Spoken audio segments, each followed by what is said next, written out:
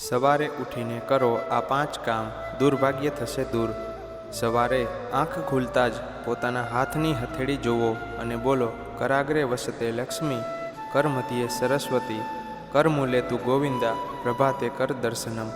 હથેળીમાં ત્રણેય દેવી દેવતાઓનો નિવાસ હોય છે. સંપત્તિ, જ્ઞાન અને ભક્તિનો આશીર્વાદ મળે છે.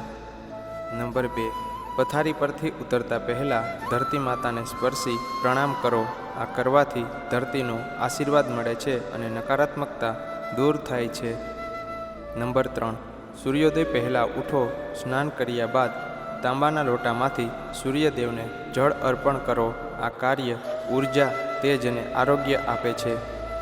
નંબર 4, રાતભર રાખેલું તાંબાના વાસણનું પાણી સવારે ખાલી પેટે પીવાથી શરીર શુદ્ધ બને છે અને દિવસ શુભ રહે છે.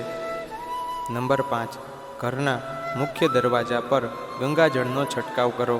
આ કરવાથી લક્ષ્મીજીનો આગમન થાય છે અને નકારાત્મક શક્તિઓ દૂર રહે છે.